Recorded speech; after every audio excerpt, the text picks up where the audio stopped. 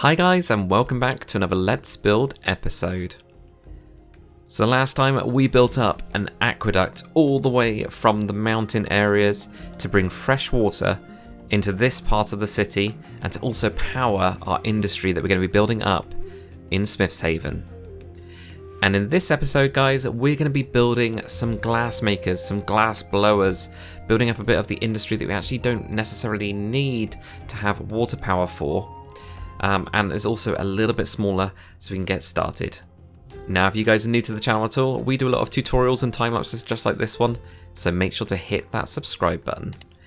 And also guys, if you're new to this series and this is the first one that you're watching and you want to get yourself caught up, I'll leave a link in the card above as well as in the description to both the full Let's Build Pataria series as well as Let's Build Lordsport series.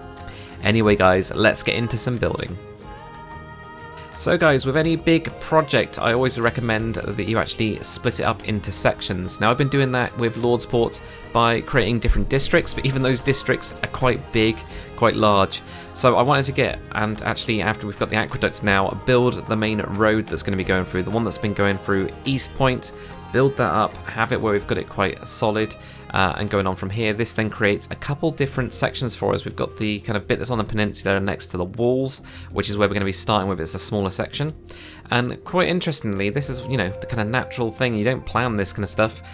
This looked really cool with having the kind of walkway down, the whole road going down to actually one of the gates and actually having that going underneath the aqueduct. I was like, really quite happy how that just kind of turned out. Just the arch happened to be in the right place.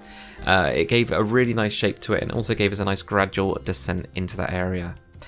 Now getting into the corner right next to the walls, this is like quite a small area. So this is what I wanted to use for some industry, get started with some industry.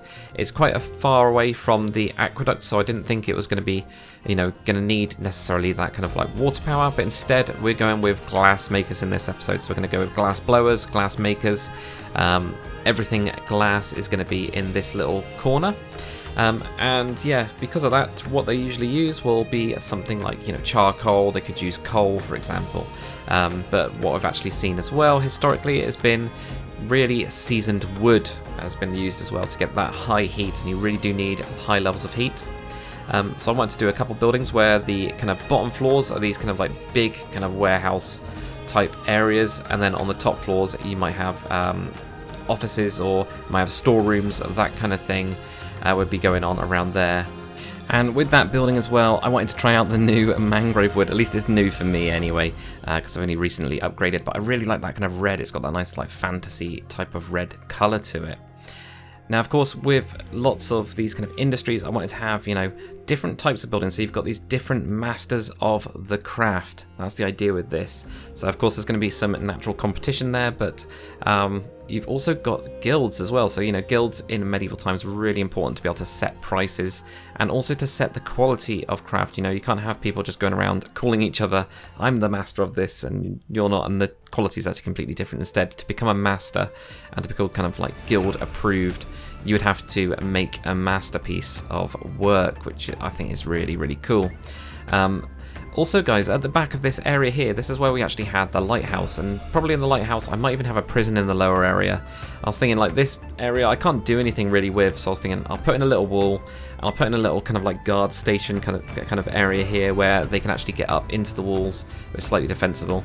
But it was just one of those like space filling areas. You know, you guys have probably done it as well in your cities where you need to fill some space and there needs to be a bit of purpose, and you need to find ways to get up onto the city walls, so why not do that?